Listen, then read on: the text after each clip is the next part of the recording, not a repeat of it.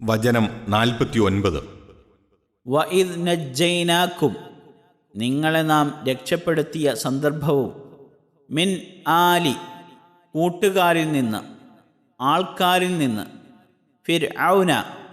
ഫിർഔനിൻ്റെ, യസൂമൂനക്കും, അവർ നിങ്ങളെ അനുഭവിപ്പിച്ചു കൊണ്ടിരിക്കെ, സൂ അൽ അദാബി, കടുത്ത ശിക്ഷ, ഹീനമായ ശിക്ഷ, യുദബ്ബിഹൂന, അവർ അറുകൊല നടത്തിയിരുന്നു, അബ്നാഅക്കും, നിങ്ങളുടെ ആൺമക്കളെ, വയസ്തഹ്യൂന, അവർ ജീവിക്കുവാൻ വിടുകയും ചെയ്തിരുന്നു, നിസാഅക്കും, നിങ്ങളുടെ സ്ത്രീകളെ, വഫീ ദാലിക്കും, അതിലുണ്ട്, ഉണ്ടായിരുന്നു, ബലാഉൻ, ഒരു പരീക്ഷണം, മിർ റബ്ബിക്കും, നിങ്ങളുടെ റബ്ബിങ്കൽ നിന്ന്, അലീം, വമ്പിച്ച.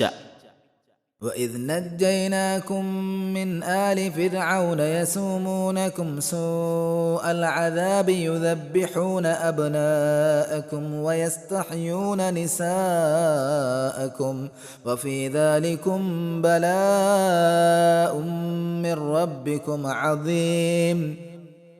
ഫിർഔന്റെ കൂട്ടർ നിങ്ങളെ കടുത്ത ശിക്ഷ അനുഭവിപ്പിച്ചുകൊണ്ടിരിക്കെ അവരിൽ നിന്ന് നിങ്ങളെ നാം രക്ഷപ്പെടുത്തിയ സന്ദർഭവും ഓർക്കുക. അവർ നിങ്ങളുടെ ആൺമക്കളെ അറുകൊല ചെയ്യുകയും നിങ്ങളുടെ സ്ത്രീകളായ മക്കളെ ജീവിക്കാൻ വിടുകയും ചെയ്തിരുന്നു. അതിൽ നിങ്ങളുടെ റബ്ബിങ്കിൽ നിന്നുള്ള ഒരു വമ്പിച്ച പരീക്ഷണം ഉണ്ടായിരുന്നു. വചനം 50.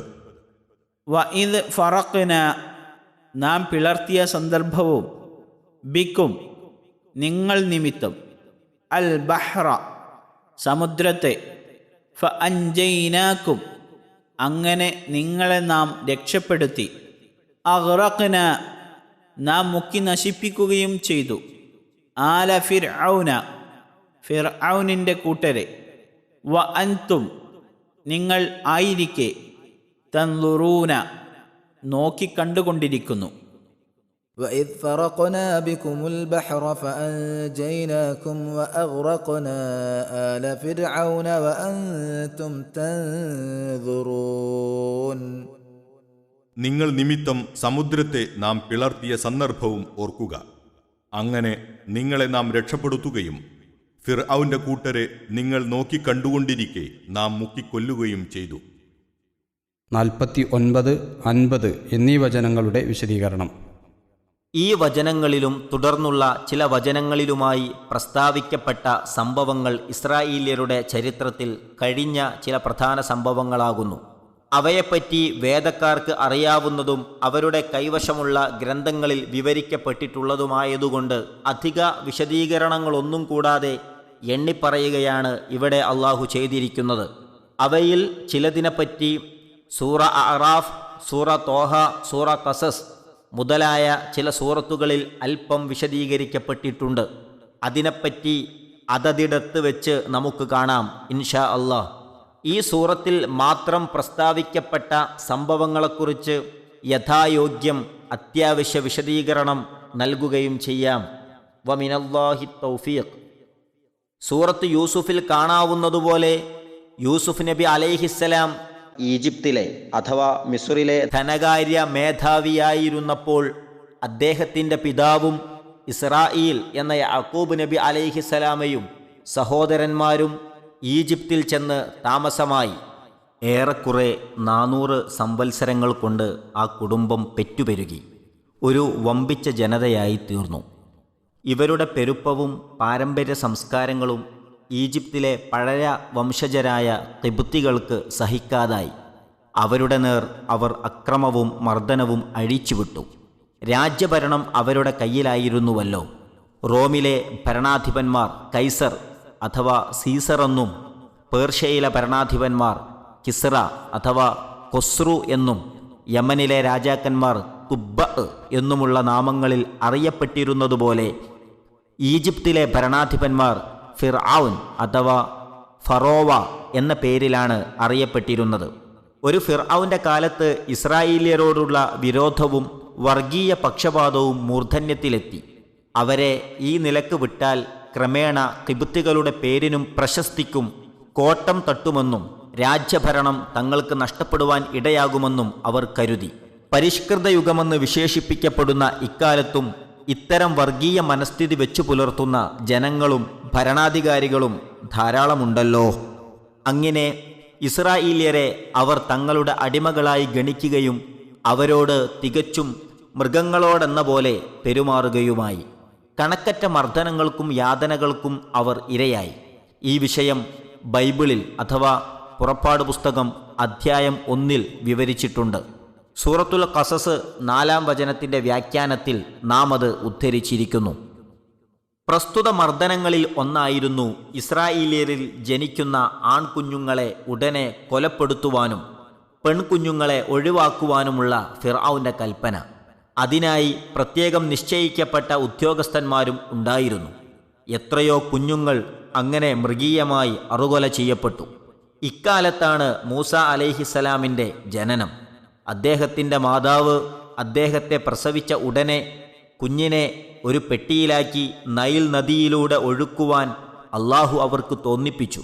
അങ്ങനെ ഖിബ്തികളുടെ പ്രതാപനാശത്തിന് കാരണക്കാരനാകുവാൻ പോകുന്ന ആ കുഞ്ഞ് ഫിർഔന്റെ കൊട്ടാരവാതിൽക്കൽ കൂടി ഒഴുകിപ്പോകുന്ന നദിയുടെ കരക്കണഞ്ഞപ്പോൾ കൊട്ടാരവാസികൾ കണ്ടെടുക്കുകയും അദ്ദേഹം കൊട്ടാരക്കുഞ്ഞായി വളർത്തപ്പെടുകയും ചെയ്തു.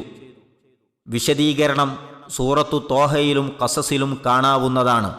മൂസാ നബി അലൈഹിസ്സലാമക്ക് പ്രവാചകത്വവും ദിവ്യത്വവും അഥവാ നുബുവത്തും റിസാലത്തും ലഭിച്ചു.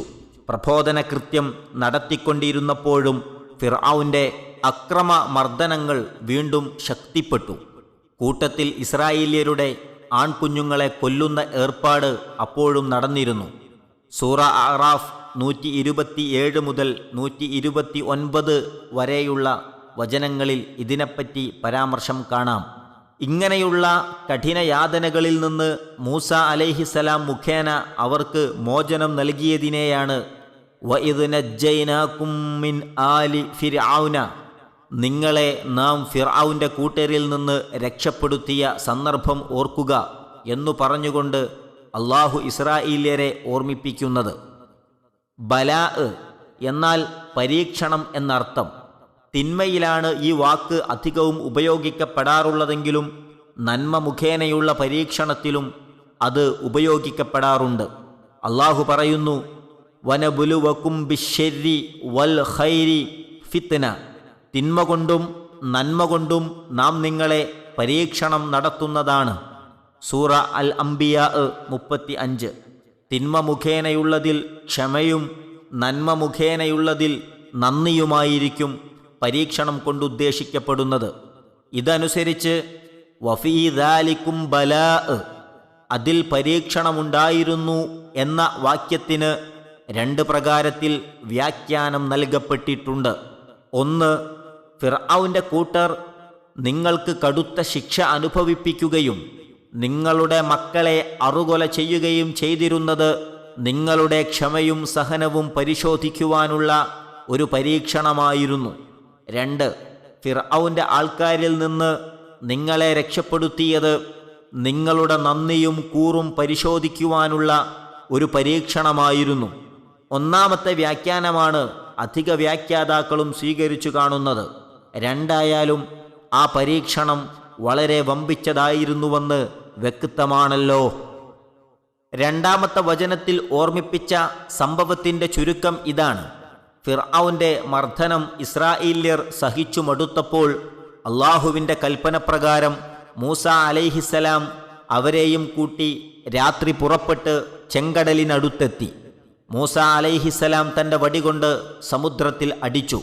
അപ്പോൾ അവർക്ക് നടന്നു പോകത്തക്ക വിധം അള്ളാഹു സമുദ്രജലം പിളർത്തിക്കൊടുത്തു. ഇരുഭാഗത്തേക്കും ഒഴിഞ്ഞു നിന്ന ജലഭിത്തികൾക്കിടയിലൂടെ അവർ മറുകര പറ്റി രക്ഷപ്പെട്ടു. അവർ സ്ഥലം വിട്ട വിവരം അറിഞ്ഞ് അവരെ പിന്തുടർന്നു വന്നിരുന്ന ഫിർഔനും സൈന്യവും അതേ ഇടവഴിയിലൂടെ സമുദ്രത്തിലിറങ്ങിക്കഴിഞ്ഞപ്പോഴേക്കും ഇരുഭാഗത്തും ചിറച്ചു നിൽക്കുന്ന സമുദ്രജലം കൂട്ടിമുട്ടുകയും അവരെല്ലാം അതിൽ മുങ്ങി നശിക്കുകയും ചെയ്തു. വാസ്തവത്തിൽ ഈ ഒരൊറ്റ സംഭവം മതി ഇസ്രായേല്യരെ ഇരുത്തി ചിന്തിപ്പിക്കുവാൻ. പക്ഷേ കാലപ്പഴക്കത്തിൽ ആ സംഭവം ആവർത്തിച്ച് ഉരുവിട്ട് അഭിമാനം കൊള്ളുകയല്ലാതെ അതിൻ്റെ നന്ദി അവരിൽ പ്രകടമായിരുന്നില്ല. ഈ മഹാസംഭവത്തിൻ്റെ പൂർണ്ണ വിവരം സൂറത്തു തോഹയിലും ഷുഅറായിലും കാണാവുന്നതാണ്.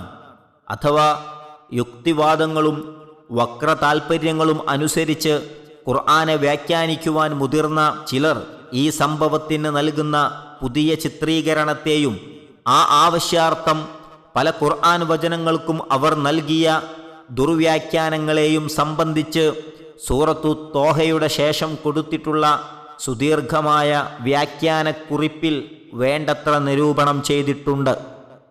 ഇബ്നു അബ്ബാസ് റളിയല്ലാഹു അൻഹു ഇപ്രകാരം പ്രസ്താവിച്ചതായി ഹദീസ് ഗ്രന്ഥങ്ങളിൽ കാണാം.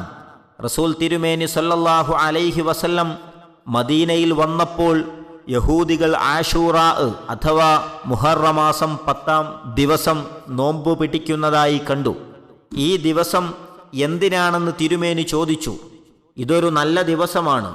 ഇസ്രായേല്യരെ അവരുടെ ശത്രുവിൽ നിന്ന് അള്ളാഹു രക്ഷപ്പെടുത്തിയ ദിവസമാണിത്. അന്ന് മൂസ അലൈഹിസ്സലാം നോമ്പ് നോറ്റു എന്ന് അവർ മറുപടി പറഞ്ഞു. അപ്പോൾ തിരുമേനി പറഞ്ഞു, മൂസായെ സംബന്ധിച്ച് ഞാൻ നിങ്ങളെക്കാൾ അവകാശപ്പെട്ടവനാണ്. അങ്ങനെ അന്ന് തിരുമേനി സല്ലല്ലാഹു അലൈഹി വസല്ലം നോമ്പ് പിടിക്കുകയും അന്ന് നോമ്പ് നോൽക്കുവാൻ കൽപ്പിക്കുകയും ചെയ്തു. അബൂദാവൂദ്, ബുഖാരി, മുസ്ലിം, നസായി ഈ ഹദീസ് അനുസരിച്ചാണ് ആശൂറാ ദിവസം മുസ്ലിങ്ങൾ നോമ്പ് പിടിക്കുന്നത്. അത് നബി സല്ലല്ലാഹു അലൈഹി വസല്ലമയുടെ സുന്നത്തിൽപ്പെട്ടതാണെന്ന് പൊതുവെ അറിയപ്പെട്ടതുമാണ്.